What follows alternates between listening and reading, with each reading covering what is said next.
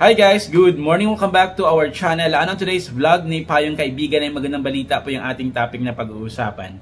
Kasi as per the latest news, the Representative Erwin Tulfo po ng ACT-CIS Party List ay maghahain ng panukala para isulong yung OFW pension system.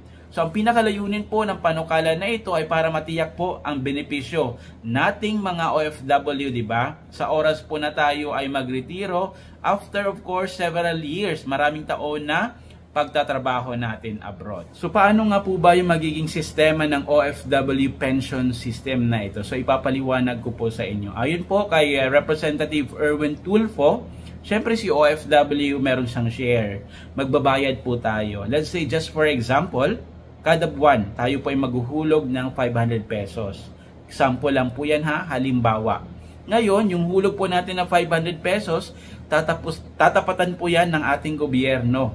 Pwede pong maghulog din sila ng 500. Diba? So naging 1,000 na po at yung 1,000 na yon, yun po yung ilalagay sa ating OFW pension fund. Pangalawa po, pwede rin pong sabi niya, magiging triple. Just for example, si OFW naghulog po ng 500 pesos kada buwan. Ang share naman ng gobyerno, gagawin po niyang 1,000. So ngayon na triple po yung ating hulog.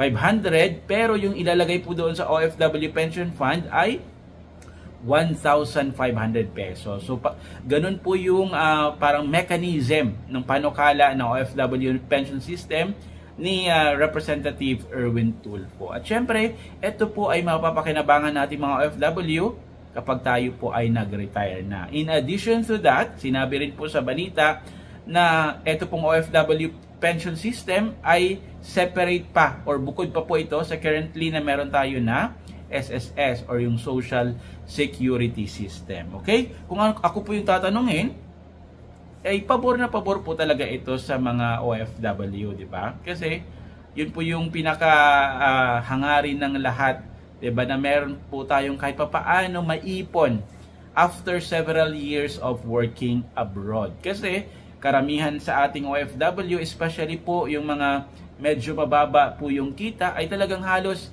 pinapadala po nila yung kanilang sinasahod abroad sa kanilang mga pamilya para suportahan yung pangangailangan ng kanilang pamilya. Eventually, at the end of the day, pagdating ng araw, pagtanda nila, nag-retire sila, wala na po silang pera. So hopefully, sana po ito ay maging hindi lang po panukalang batas, 'di ba? Ito po ay maisakatuparan at maging ganap na batas. Yun lamang po yung question doon, kung paano po ito mag-translate na maging isang ganap na batas. At sana po, I just hope and pray na wala pong, na hindi po ito political act lamang para magpabango, diba? Para sa mga OFW, alam naman natin na malapit na po yung election. And just in case ito po ay maging ganap na batas, diba? Malaki din po kasi yung pondo na kakailanganin dito. Ulitin natin, kanina na-explain ko na meron pong OFW share at meron din po yung share ng gobyerno. So yung share ng gobyerno na yon, nangangailangan po yan ng malaking pondo. And I'll be showing you of course a video clip mula po sa courtesy po ito ng DZME Radio TV, di ba? Kung saan in-interview po doon si Representative Erwin Tulfo. So let me know guys your thoughts, your comments, your reactions diyan sa comment section sa baba.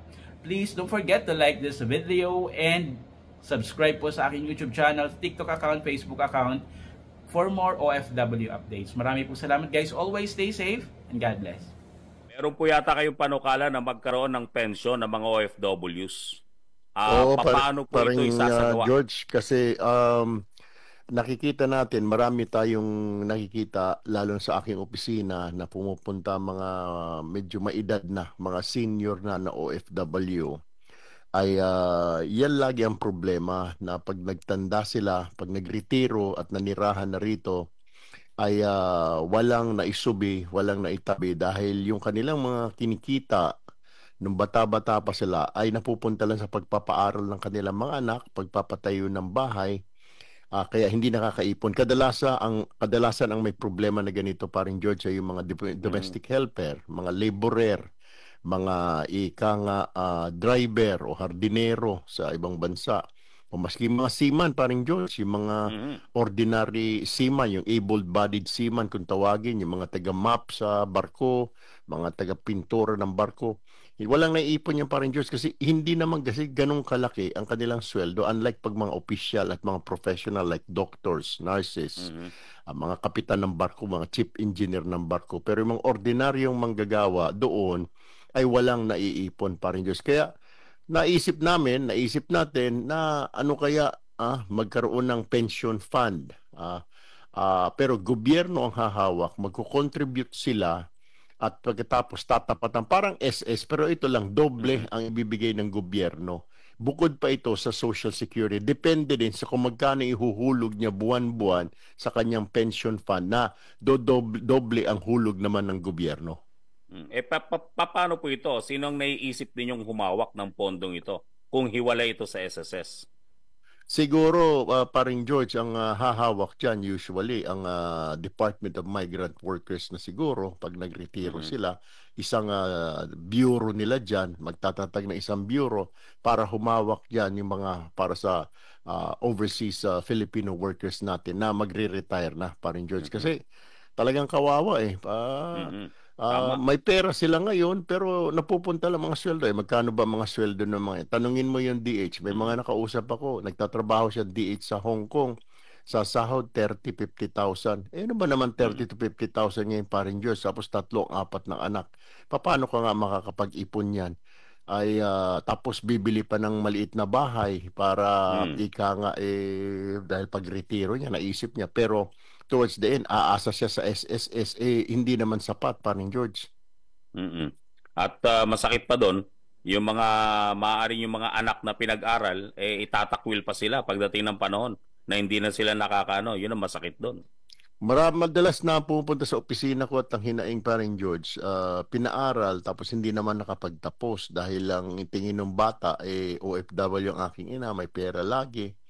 Or ang aking ama ay yung pala hindi lang naisip na tatanda din at saka may mga retirement din paring George, yung mga kababayan natin. So, naisip natin na bilang tawag natin mga bagong bayani, mga heroes, bakit hindi natin gawan sila ng itrato na para mga bayani nga talaga pag nagretiro sila. Walang pinag-iba paring George, police, military. May pension, di ba? Pero naglalagay sila. So, bakit hindi natin gawin din sa mga ito? Dahil mantakin mo, ang military police, sa kanila, para masiguro ang kapayapaan, katahimikan sa ating bansa. Ito namang mga bayani na ito, iba, na binibit-bit yung ating ekonomiya. Alisin mo lahat ng mga yan, paring George, bagsak ang ekonomiya natin. Kaya lumulutang pa ang ekonomiya natin because of the OFWs, paring George.